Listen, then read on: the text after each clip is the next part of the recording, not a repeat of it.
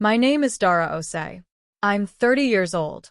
And the afternoon my sister texted me a photograph of her mortgage approval letter was the afternoon I understood that some people will build an entire version of reality around an assumption they never thought to verify and live inside it so completely that they forget the original fact is still sitting in a public database, available to anyone who looks.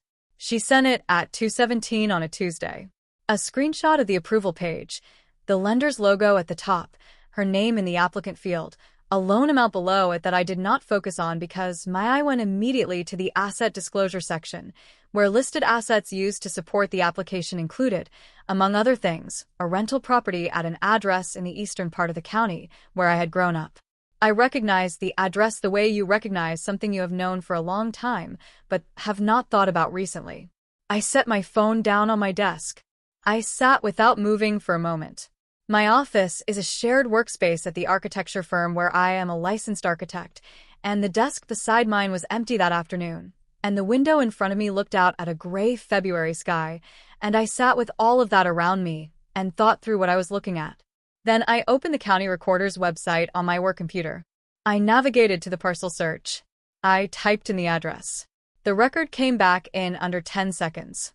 The listed owner of the property was me. It had been me since my father had the deed transferred into my name 4 years and 3 months earlier, in the fall of the year before he died, in a transaction his estate attorney had handled and filed, and which had been a matter of public record in the county database ever since. I copied the URL of the parcel record. I opened my email. I addressed it to the compliance department of my sister's lender, which was listed on the approval letter screenshot she had sent me, and I forwarded the URL with a single line of context. The property listed at this address in the attached application is recorded in my name at the county recorder's office.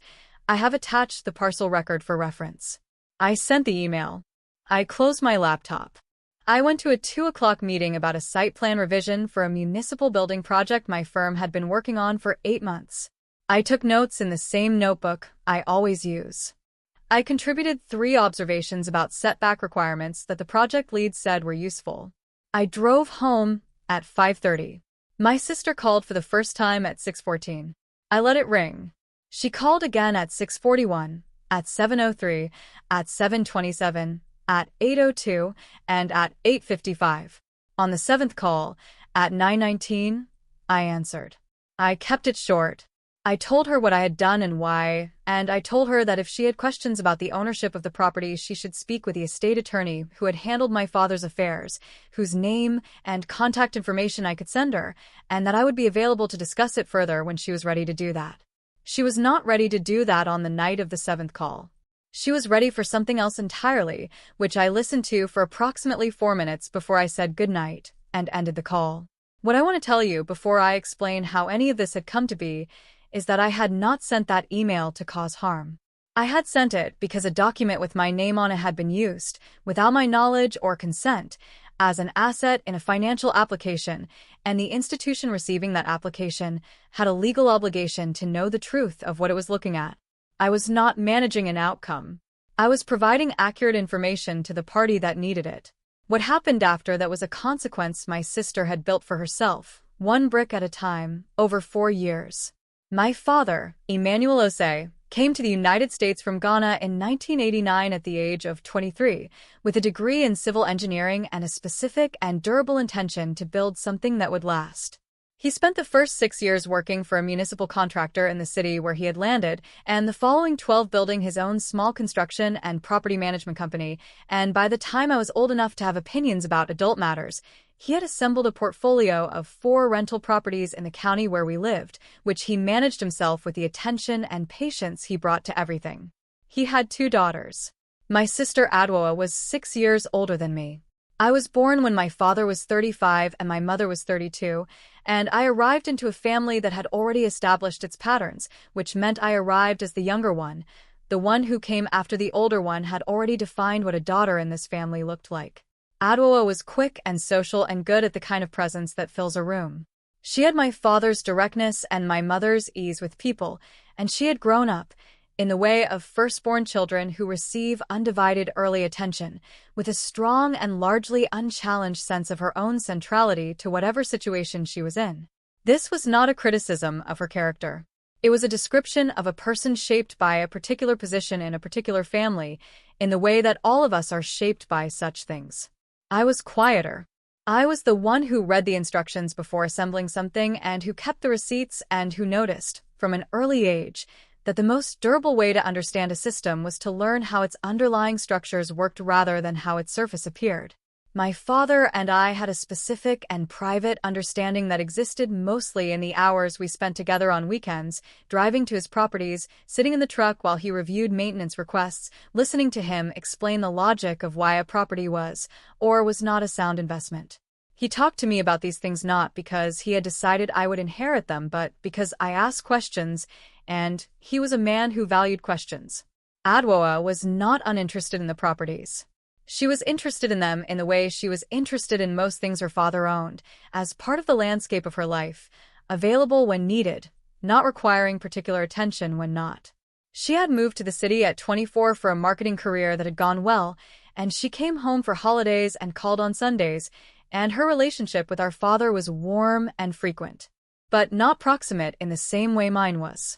When my father was diagnosed with a progressive neurological condition at 61, a diagnosis that arrived with the particular weight of something that has been possible for a long time and has simply now become confirmed, his relationship with his properties became something he thought about differently. Not with urgency, at first.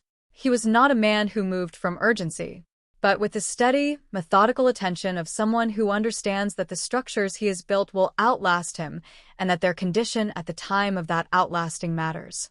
He began a series of conversations with his estate attorney, a meticulous woman named Abina Carty, who had handled his business filings for 11 years and who was, I later understood, the person who had suggested that transferring the properties during his lifetime rather than through probate would give him more control over the outcomes.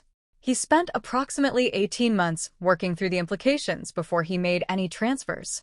In the fall of the year before he died, he called me to his house on a Saturday afternoon. We sat at the kitchen table where I had done my homework for most of my childhood.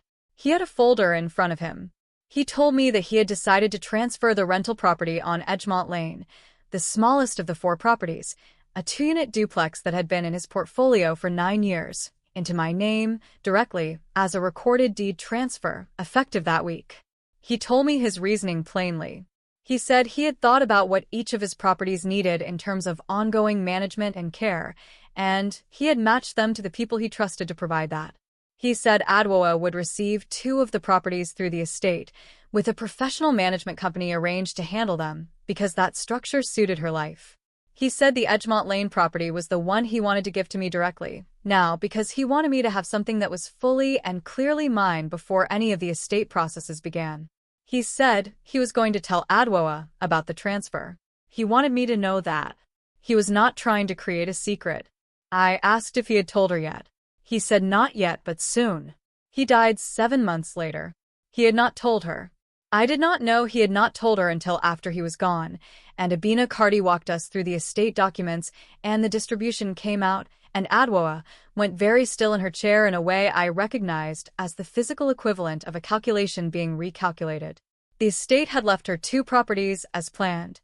It had left me a smaller financial distribution and the acknowledgement, in the estate documents, that the Edgemont Lane property had already been transferred out of the estate into my name the prior fall. Adwoa did not say anything at the table. She thanked Abina Carty when the meeting was over. She hugged me in the parking lot. She was composed in the way of someone who has decided the parking lot is not the place. She called me 3 days later. The call was long and covered several subjects, but the center of it was this.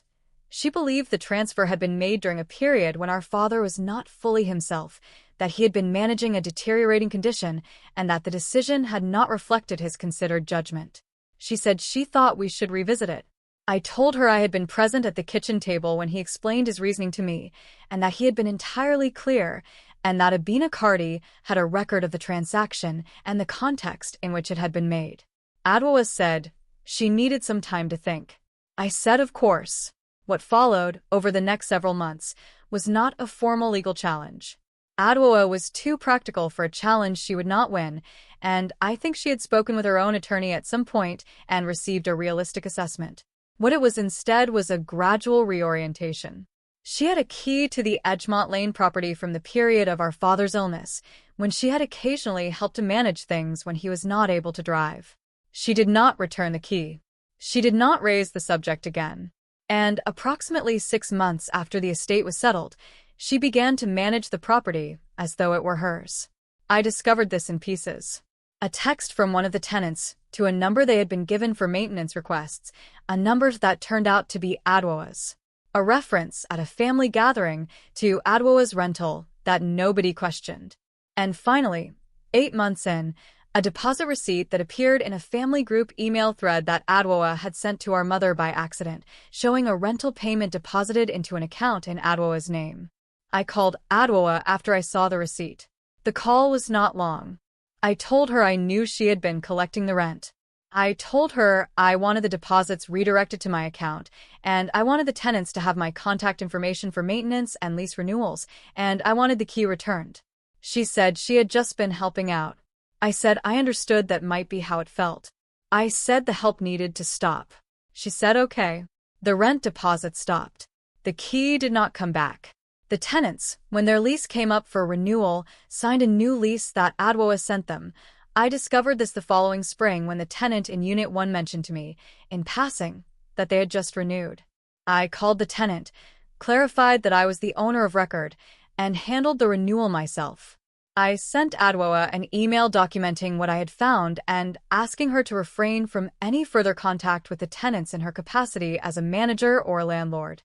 She replied with 2 sentences. She said she had only been trying to be helpful, and she said she hoped I appreciated how much time she had put in. I did not reply to that email.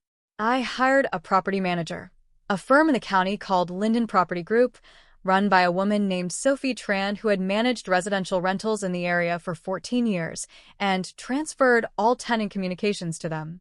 I sent both tenants a letter introducing Sophie's firm and providing the new contact information. I sent Adwoa a copy of the letter. For the 18 months between that letter and the afternoon she texted me the mortgage approval photo, the property ran cleanly. Sophie Tran handled the maintenance requests and the lease renewals and the quarterly statements she sent to me. The rent came into my account. Adwoa and I were in contact at the level of family obligation, holidays, birthdays, our mother's health updates, and we did not discuss the property. I had understood the situation to be resolved. I had been wrong about that. What I put together afterward from the mortgage approval letter and from a conversation I had with Abina Cardi the week after the compliance department contacted me was approximately this. Adwoa had applied for a mortgage on a property she wanted to purchase in the city where she lived. She had needed to demonstrate sufficient assets to support the loan amount. She had listed the Edgemont Lane duplex as one of her assets. She had listed it as hers. Whether she had done this believing it was hers in some operative sense, the result of 4 years of managing it, collecting rent on it, introducing herself to tradespeople as the owner, or whether she had done it knowing it was not hers and calculating that the county recorder's record would not be checked, I cannot say for certain. Both possibilities say something about how 4 years of unchallenged assumption can reshape a person's relationship to a fact. The compliance department of her lender contacted Abina Cardi's office because Abina's name appeared in the county record as the attorney of record for the deed transfer. Abina called me before she called anyone else. She told me what she had been contacted about. She asked me how I wanted her to respond. I told her to respond accurately. I said she should confirm that the deed transfer had been executed in my name in the fall 4 years prior, that it was valid and recorded, and that the property at Edgemont Lane was mine. She said she would. The loan was suspended. Not denied, suspended pending review, which meant that Adwoa's lender had paused the application while the asset disclosure was investigated. What happened to the application after that I do not know with certainty. What I know is that Adwoa called 6 times that evening, and that on the 7th call, when I answered, she said that I had destroyed something she had worked very hard for. I said I had provided accurate information to an institution that needed it. She said that was not how it felt from where she was standing. I said I understood that. She said something else then, something about our father, and about what he would have wanted, and I let her finish before I spoke.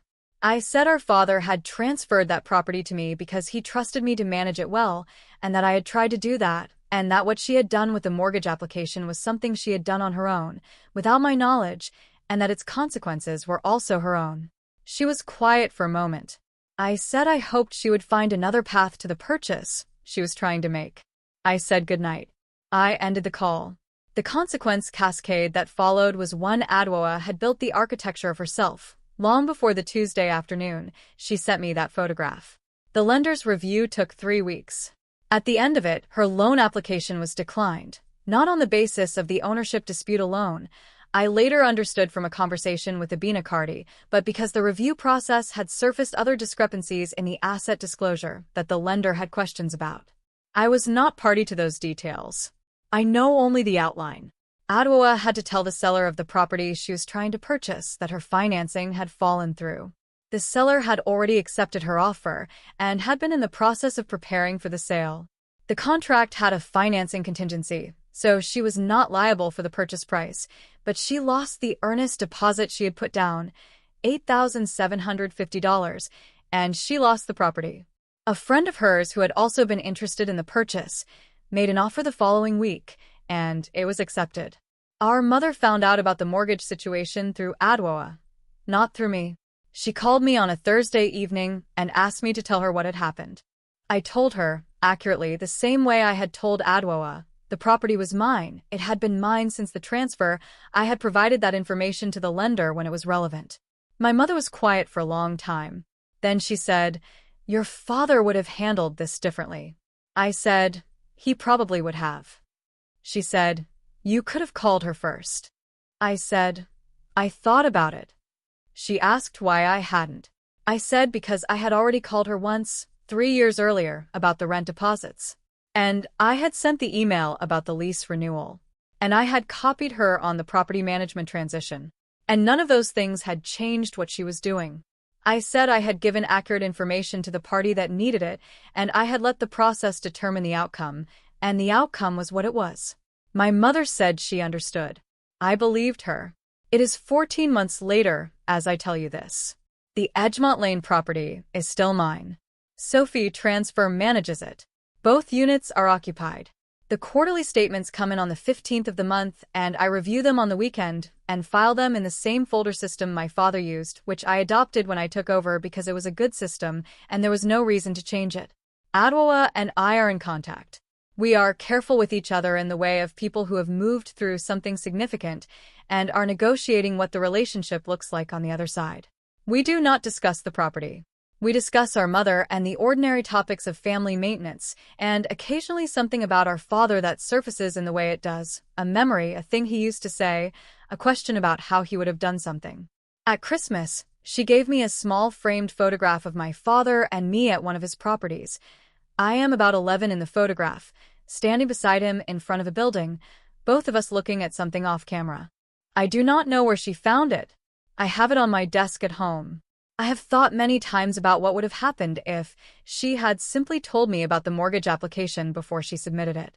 If she had called and said she was trying to buy a property and needed to demonstrate assets and wanted to know if she could reference the Edgemont Lane duplex in some capacity, I would have had to tell her the answer was no, that she could not list a property as an asset that was not hers. But the conversation would have been different. The outcome would have been different. She did not call. She had spent 4 years operating on the assumption that the property existed in a space between us that she could navigate as she chose. She had arranged her finances around that assumption and eventually committed it to a legal document, which is the point at which an assumption meets a public record, and one of them has to give way. Public records don't give way. That is what they are for. Something I have learned in architecture, in the practice of it, not just the training, is that a structure's integrity is determined by what you cannot see. The foundations, the load paths, the connections between systems that nobody ever looks at because they are inside the walls. The beautiful thing about a well-built structure is that it does not need you to look at it. It holds regardless. A legal record is like that. It holds whether or not the people affected by it have thought to look.